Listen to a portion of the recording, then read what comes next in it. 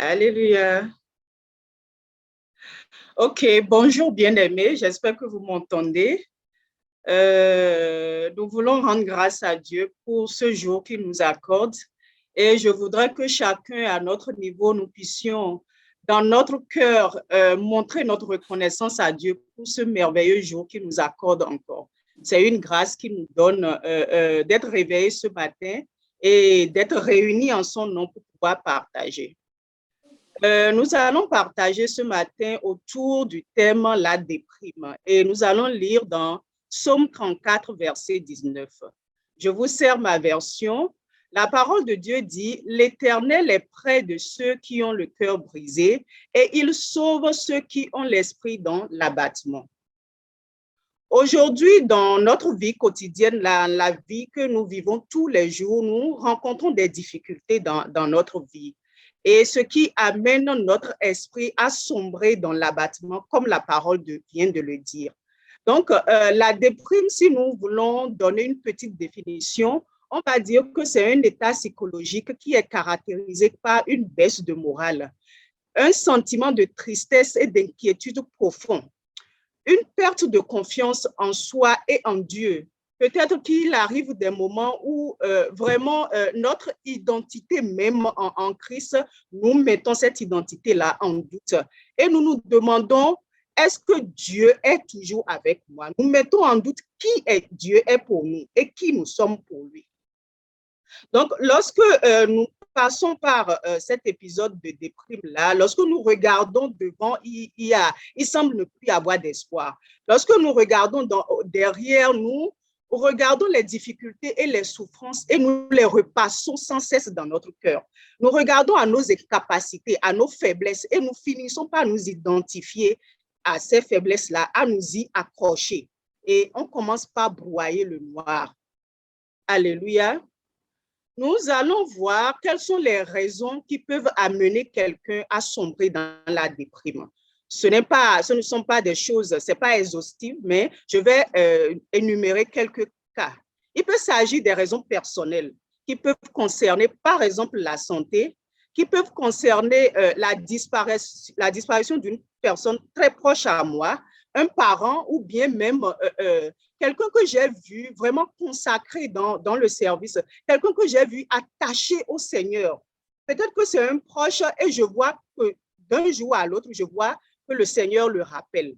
Et là, je commence vraiment par me poser des questions. Je commence vraiment par sombrer. Je commence vraiment par mettre en doute ce que la parole de Dieu dit.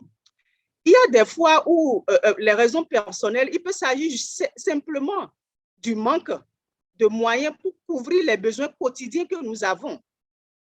Lorsque nous allons sur le registre familial, on peut voir que cela peut concerner l'impuissance que nous avons face aux difficultés matrimoniales. Oui, peut-être que nous pouvons rencontrer dans notre vie matrimoniale à un certain moment un époux ou bien une belle famille difficile à vivre.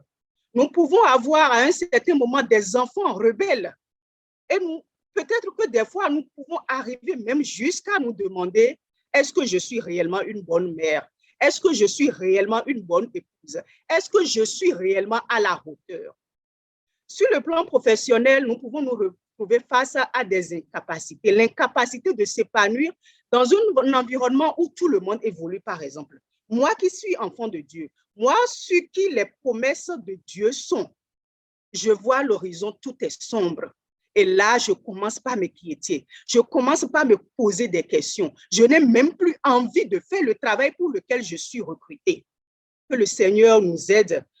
Des fois, cela nous arrive et nous avons beaucoup de questions que nous nous posons. Mais lorsque cela arrive, la question principale que nous devons nous poser, en mon sens, c'est de savoir est-ce que je suis toujours avec lui? Est-ce que je suis toujours dans la volonté de Dieu? Est-ce que je suis bien à ma place, celle qu'il a réservée pour moi? Sinon, j'ai besoin de repentance. Nous allons décrire un processus tout à l'heure, mais ce point est très capital. Lorsque je rentre dans une difficulté donnée, je dois chercher à identifier la volonté de Dieu. C'est tout à fait normal et humain de ressentir des choses lorsque nous sommes dans des difficultés. Même Jésus sur la croix, face à cette coupe amère, Jésus a commencé par dire, par exemple, mon Dieu, mon Père, pourquoi m'as-tu abandonné? Il a même souhaité à ce que le Père éloigne de lui cette coupe-là. Mais très rapidement, il s'est rappelé de la promesse et il a dit, non pas ma volonté, mais toi ta volonté. Donc, parce qu'il connaissait le résultat final, nous allons y revenir. Que le Seigneur nous aide à identifier lorsque nous sommes dans une difficulté. Au lieu de sombrer, de chercher à savoir est-ce que je suis dans la volonté de Dieu? Est-ce que je suis sur le bon chemin? Deuxièmement, nous devons garder à l'esprit que la promesse principale, la plus importante, qui sous-tend notre foi, c'est la vie éternelle. Oui, c'est cette couronne de gloire qui nous attend. Donc, tout ce que nous avons sur cette terre-là, c'est éphémère. Tout ça, là, ça va passer. Ce n'est qu'une transition. Ça passera. Donc, quelles que soient les difficultés que nous avons, nous devons garder à l'esprit que la couronne qui nous attend, c'est la vie éternelle. Lorsque je sais que je suis dans la volonté de Dieu, je veux demeurer en paix et savoir que j'ai une couronne qui m'attend au ciel. Comment est-ce que nous pouvons sortir de ce trou noir lorsque nous commençons par broyer le noir? Nous devons avoir la foi dans les promesses contenues dans la parole de Dieu. La foi, c'est comme l'ovule. L'ovule cette terre fertile-là, qui reçoit la semence. La semence, c'est la parole de Dieu. Ce sont les promesses que Dieu a eu à faire pour notre vie. Nous devons refuser de croire aux mensonges de l'ennemi. Nous devons refuser de croire aux manipulations de l'ennemi. Lorsque j'ai la foi, je veux croire en la promesse de Dieu. Ce qu'il a dit, il accomplira certainement. Et il te le dit encore ce matin, ce qu'il t'a promis, il veut l'accomplir. Donc, et cette foi-là, la foi, c'est cette terre fertile qui accueille la promesse pour que le fruit puisse prendre corps, pour que la vie puisse prendre corps, que cela soit notre partage au nom de Jésus-Christ de Nazareth. Lorsque nous sombrons dans la dépression, nous devons également nous rappeler des bienfaits de Dieu. Amen. Le psaume 103, verset 2 nous dit, mon âme bénit l'Éternel et n'oublie aucun de ses bienfaits. Alléluia.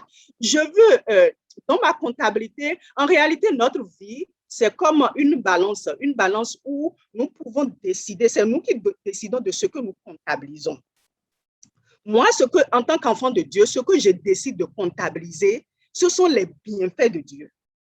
Même lorsque je suis dans une difficulté, je sais que cette difficulté-là, parce que je suis dans la volonté suprême de Dieu, cette difficulté se transformera après en quelque chose de positif pour moi. Nous allons y revenir. Donc, ça veut dire qu'à chaque fois, lorsque je suis dans une difficulté, je dois prendre l'habitude d'écrire et de comptabiliser les bienfaits de l'Éternel.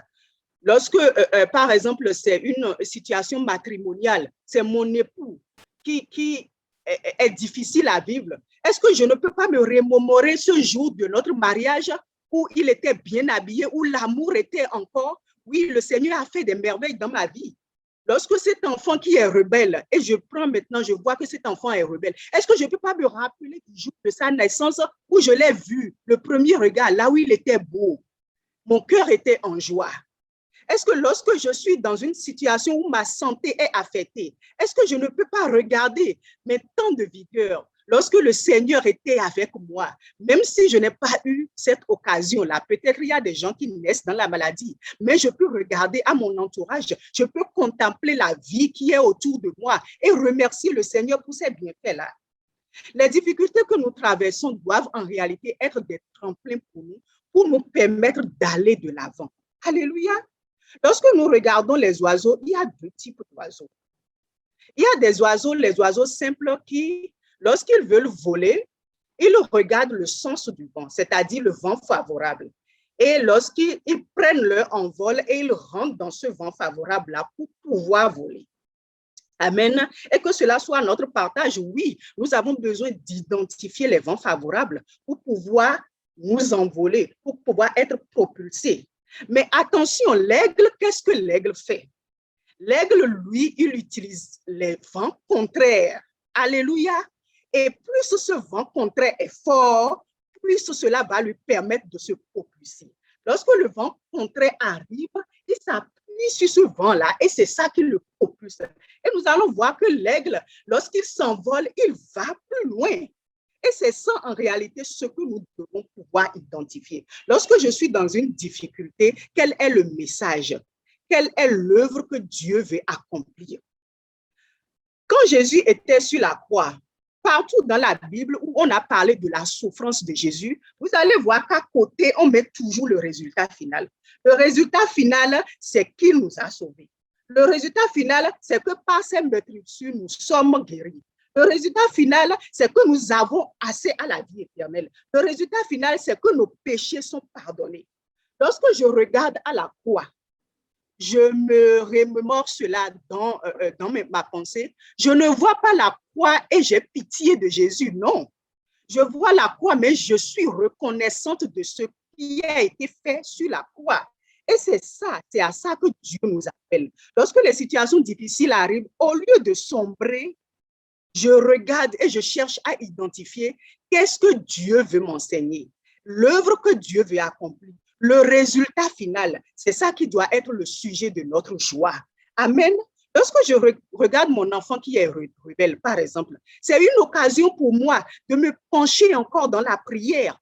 C'est une occasion pour moi de porter encore cet enfant-là devant Dieu afin qu'il rentre dans le dessein que Dieu a préparé pour lui.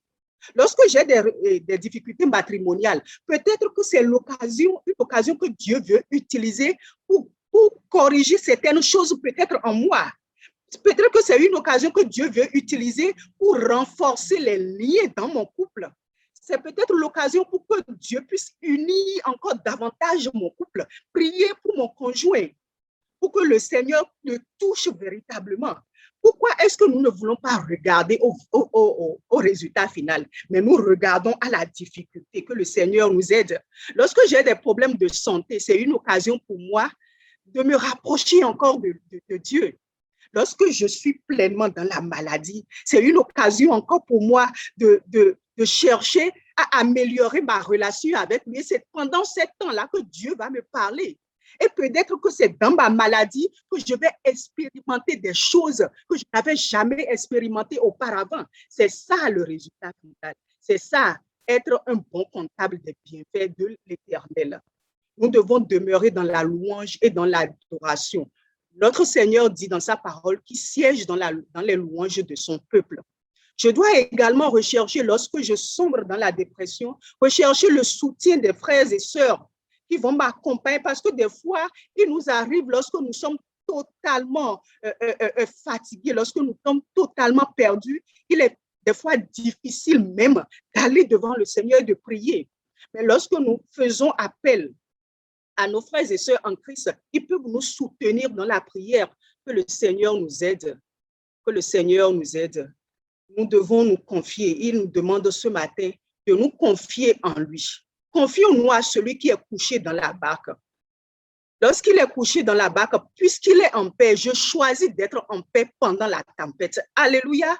Puisque Christ est en paix et il dort dans la barque, je veux être en paix dans la barque parce que je lui ressemble. Je veux être en paix comme lui. Est-ce que nous savons compter le temps? Le Seigneur veut parler encore à quelqu'un ce matin. Il veut lui dire, est-ce que tu écoutes ce que je suis en train de te dire?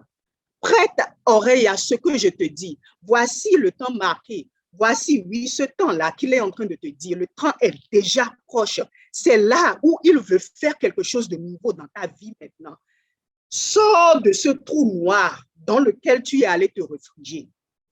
De manière physique et matérielle, lorsque je sombre dans la dépression, des fois nous nous renfermons et nous sommes peut-être couchés dans notre chambre. Nous voulons être seuls, mais nous pouvons sortir aussi, aller dehors, contempler ce que Dieu a créé. Cela peut faire toute la différence. Quelqu'un qui est solitaire, qui se réfugie dans sa chambre et qui essaie de broyer le noir tout le temps. Toute la différence va se constituer au fait qu'il décide de sortir même sur le balcon et de prendre de l'air, de regarder la création de Dieu et de se réjouir de ce que Dieu a créé. Ça peut faire toute la différence. Que le Seigneur nous aide. Maintenant, lorsque nous parlons de dépression, ce n'est pas forcément toujours nous-mêmes, mais ça peut être aussi les autres. Que le Seigneur nous accorde cette grâce-là de pouvoir être une bénédiction pour les autres. Les gens souffrent. Oui, les gens souffrent. Je ne connais pas les réalités des pays dans lesquels chacun vit, mais en Afrique, nous avons encore cette grâce-là de pouvoir nous approcher des gens pour pouvoir leur parler, de pouvoir aller communiquer la joie à quelqu'un. Cette personne-là, peut-être le concierge de ton immeuble, peut-être qu'un jour, tu vas être en train de monter, tu vas regarder cette personne-là en train de broyer réellement le noir, en train de regarder dans le néant. Mais il suffira de t'approcher de lui et de lui parler de l'amour de Dieu. Cela fera toute la différence dans sa vie. Cela fera toute la différence dans sa journée. Il peut nous arriver de nous rapprocher des gens et le Saint-Esprit va nous pousser réellement à pleurer avec des gens, de totales inconnus, des gens que nous ne connaissions pas, mais que Dieu connaît. Dieu connaît leur situation. Lorsque le Saint-Esprit peut m'amener, me pousser à aller vers des gens pour leur parler et pour les aider, être un instrument pour que Dieu sorte ces personnes-là de leur situation. Et pour finir, je voudrais lire Lamentation 3 à partir du verset 18 qui dit « Et j'ai dit, ma force est perdue, je n'ai plus d'espérance en l'Éternel. Quand je pense à ma détresse et à ma misère, à l'absinthe et au poison, quand mon âme s'en souvient, elle est abattue au-dedans de moi. Vois ce que je veux repasser en mon cœur, ce qui me donne de l'espérance. Alléluia, les bontés de l'Éternel ne sont pas épuisées. Ses compassions ne sont pas à leur terme. Elles se renouvellent chaque matin. Amen. Oh, que ta fidélité est grande. L'Éternel est mon partage, dit mon âme. Mon âme le dit, l'Éternel est mon partage. C'est pourquoi je veux espérer en lui. L'Éternel a de la bonté pour qui espère en lui. Oui. Dieu dit qu'il renouvelle ses bontés pour nous chaque jour. Donc, ça veut dire que chaque matin, le Seigneur a en réserve quelque chose de bon pour moi. Au lieu d'être en train de comptabiliser ce qui est mauvais, au lieu d'être en train de comptabiliser la souffrance, je veux m'attendre, je veux espérer en ce que le Seigneur a prévu pour moi pour cette journée et je veux rentrer dans cette promesse-là. Je veux rentrer dans ces bienfaits que le Seigneur a prévus pour moi. Que cela soit notre partage au nom de Jésus-Christ de Nazareth. Amen. Amen.